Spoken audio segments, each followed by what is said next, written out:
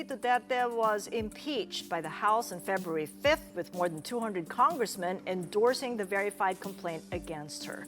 She was accused of betrayal of public trust, culpable violation of the Constitution, graft and corruption, and other high crimes. Well, with us now for more is House Assistant Majority Leader, Lanao del Sur 1st District Representative Zia Alonto Adiong. So good to see you, Kong Adiong. Welcome to the program.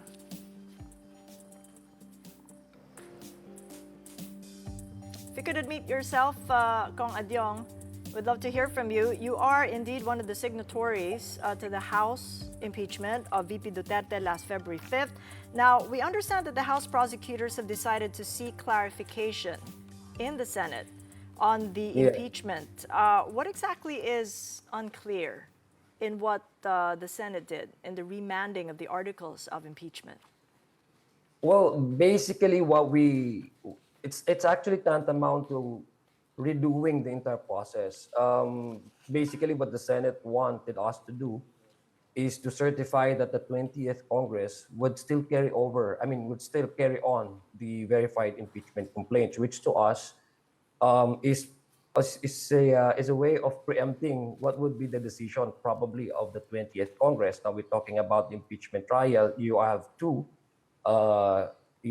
institutions working hand in hand in the process, meaning the Senate acting as an impeachment court and the House of Representatives as the prosecution. And so we simply would like to be clarified because as far as the procedural matters raised during the first day that the Senate convened itself as an impeachment court, the question arises from whether procedures have been taken in compliance with the constitutional provisions under Article 11, which we did, complied. We certified that there is no action taken as to the preparation in terms of the process by which the House of Representatives prepared the impeachment verified complaint. So we did the first order. We complied with the order of the court. As to the second, it's quite, for us, still ambiguous. That's why the House of Representatives, through the prosecution panel, wanted to be more clarified further as to what is really the intent of the order. Because to me, if you ask me personally, it's not a question. The Senate should have asked questions regarding the content of the verified impeachment complaint, rather than to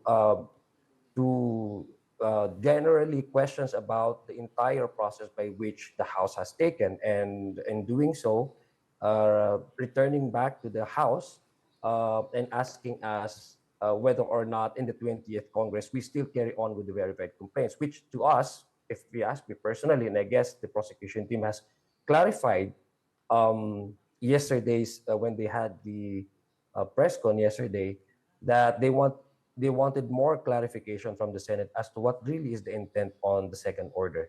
So well, let's base it on the Constitution, Kong Adiong. I mean, the House prosecution team member, San Juan City Representative Bel Zamora, was quoted saying that the Senate has no such power in remanding the impeachment complaint to the House.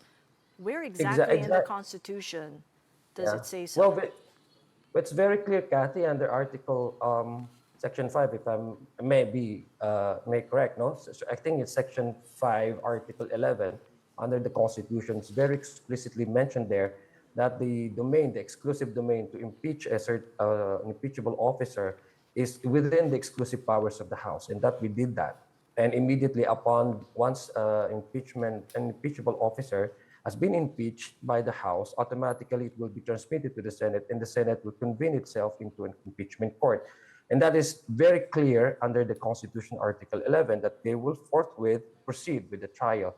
There is no section under the Article 11 that speaks about a possible remanding a verified complaint once it has already been taken jurisdiction of by the Senate.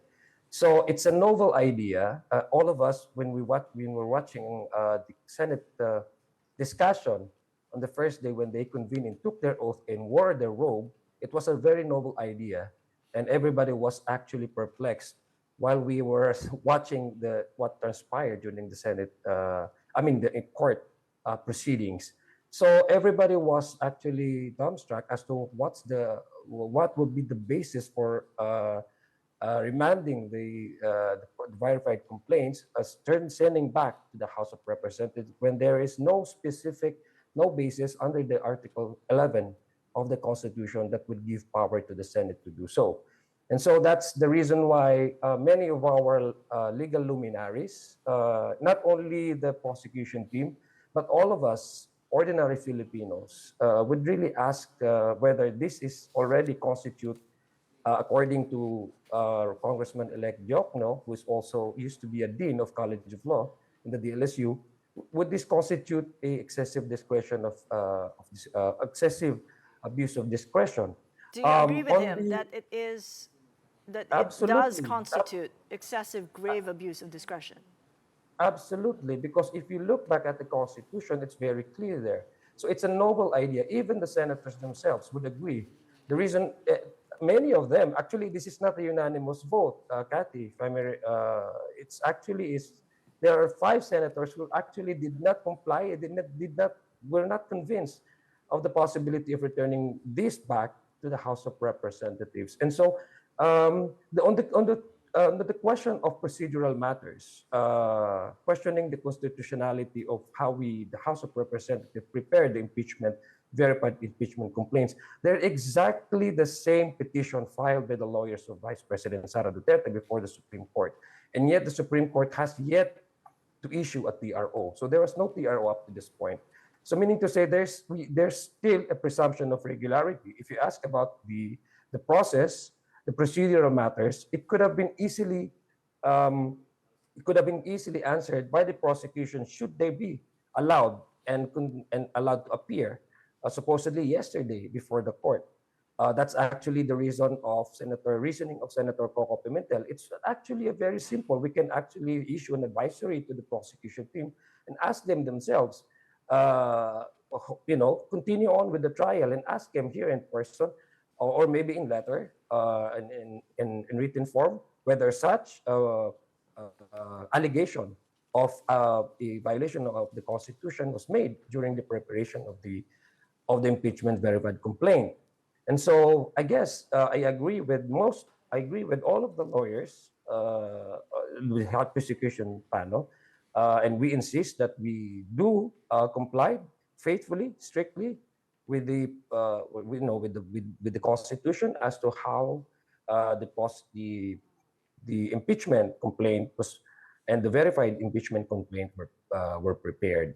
Okay. And so that's exactly, and if you, my guess is as good as yours. I think even you probably would be asking why the Senate had that novel idea and acted upon it, which actually would put us right in this very spot, which actually constitute, to me, probably a abuse of discretion.